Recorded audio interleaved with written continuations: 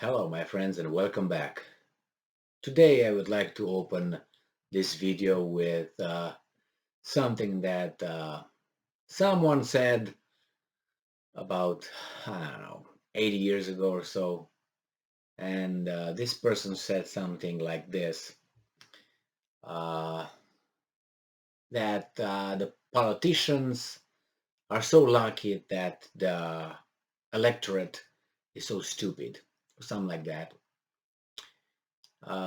Maybe, I don't know, I'm paraphrasing, but you get the point, where the politicians, are betting that the masses, the population, is not bright enough to figure out their hanky-pankies.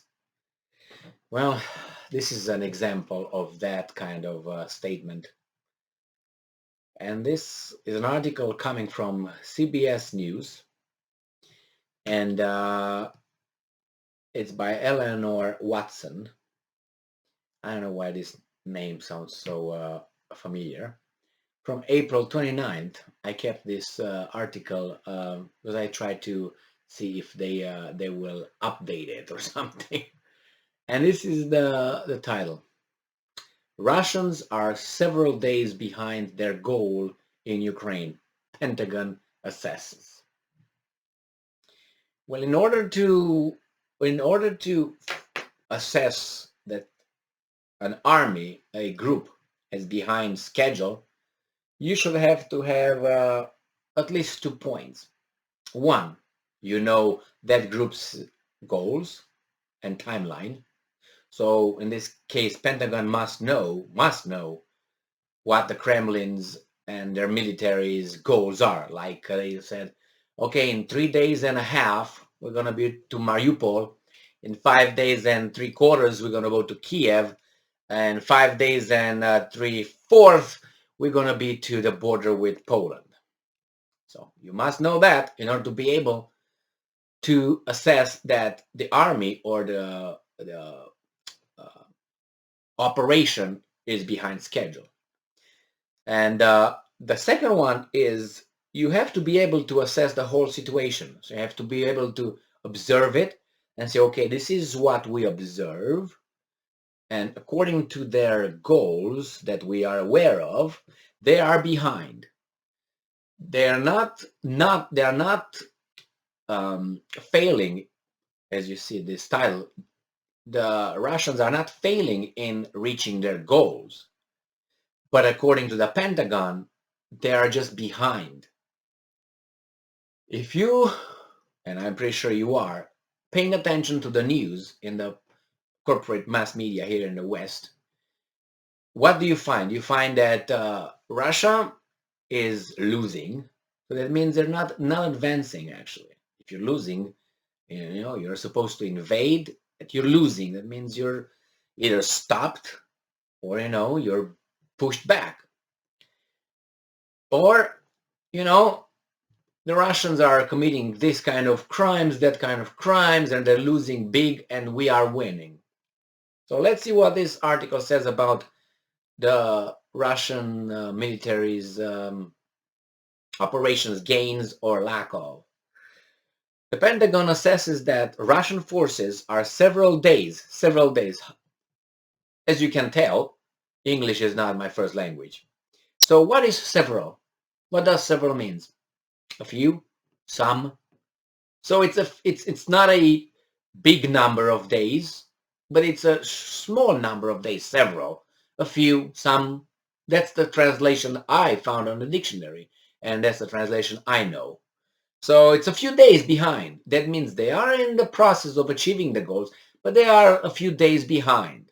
So let's say you're getting married in a month and you're a few days behind, 3 days behind. You're still going to get married. You're in the process, but you're just, some technical difficulties here.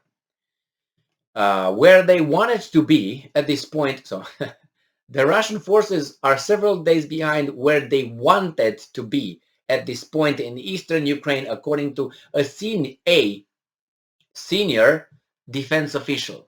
So that means this defense senior official has knowledge of the timeline of the Russian army. That means he knows that, all these Lavrov, Peskov, Shoigu, Putin, and uh, Zakharova, they said, okay, as I said, Monday will be there, Tuesday will be there, Wednesday will be there. They have a timeline. That's stupid. I don't think that's it's in any operation like that. But nevertheless, this senior, not the or the or name. The Russians expected to be further along in their goal to trap Ukrainian troops in the east, and though this would be accomplished by now, according to Pentagon assessments, they are nowhere close to their goal of that means they are totally encircling Ukrainian forces, the officials said. They are not nowhere close to their goal of totally encircling. It tells me they are encircling them, but not totally. And also they know the timeline. Though that means they are advancing, they are pushing forward if they're trying to achieve, but they are behind. That means will happen. That goal is in their grasp. Russian forces have been making slow, uneven, and incremental progress in East and South Ukraine, according to the official, in part because they're weary of outrunning supplies lines as they did in northern Ukraine at the start of the invasion, and also because of the effectiveness of Ukrainian resistance. They are not moving very fast. Okay, you remember the how was that the turtle and the hare competition? The turtle was not moving very fast, but who crossed the line first? The hare or the rabbit or the turtle? The official said, I don't know who this official is, a few kilometers a day is about the most they can handle. So a few with a few with a few with a few get you to the goal, doesn't it? At least they're not stopped or pushed back. So the Russians have now committed 92 battalion tactical groups, generally made up of 800 to 1,000 troops to the fight in Ukraine. The official warned that though Russians have a numeric advantage over the Ukrainians, the fighting in the Donbass could be a long slog, since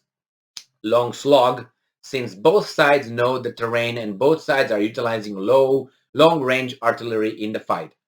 Always in a fight, the defending army has an advantage over the offensive army, and it's a certain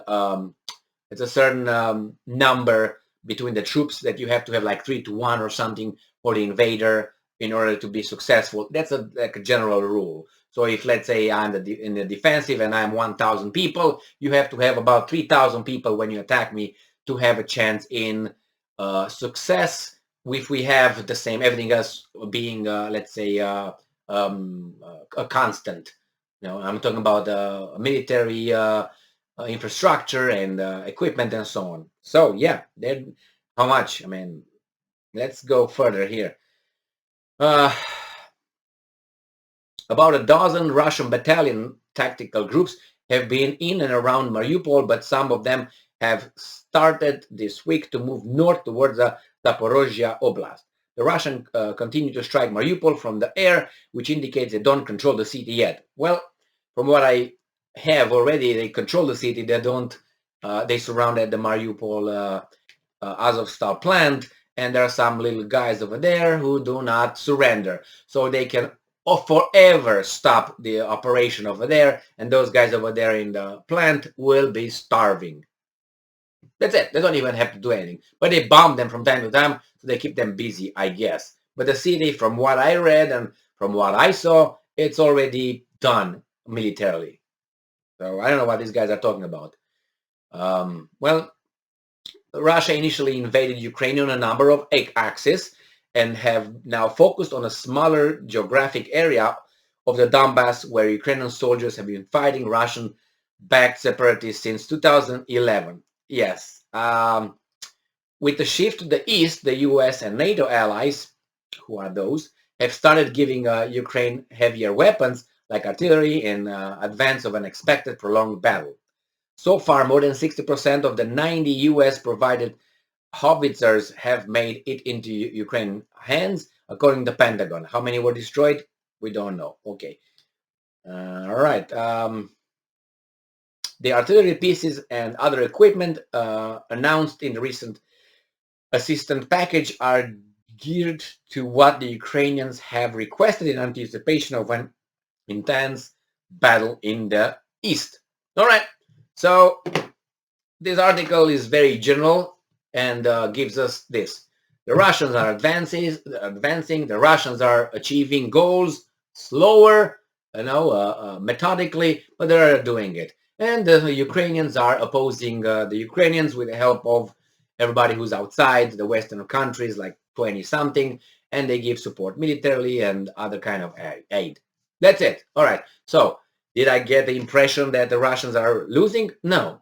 The only impression I got out of this unnamed official, senior military official or whatever, is that the Russians are doing what they're doing best, and it takes longer because he knows exactly what the timeline is. It's like, when Hitler said, okay, we're going to do this, so we're going to cross the border, then we're going to do this, we're going to do, and by this time we should be over there.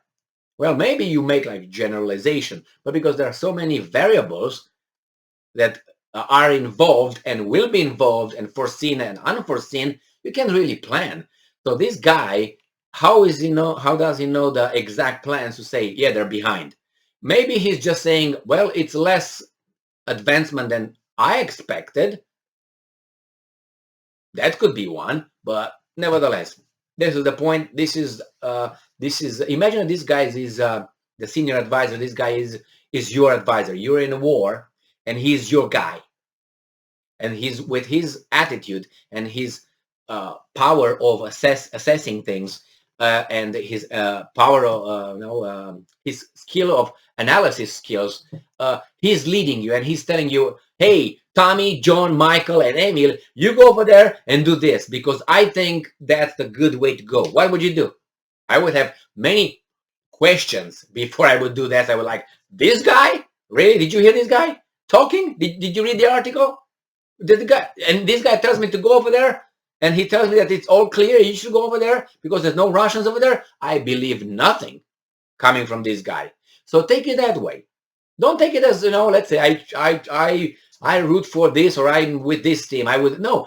Put yourself underneath this guy. Like this guy is your officer, your commanding officer, and he tells you something. I don't know what to do. I will probably die before I get out of the the location I'm at. I will just fall over there because I don't know what the hell is waiting for me over there according to these guys' information and knowledge. You can go ahead. I'll be dying before I'm just making like 50 yards away from the location. See ya. And I'm going to see my mommy. You probably won't because of this guy. Thank you very much for being with me again today. Stay strong, smart, look for the truth, and be just. And man, see ya.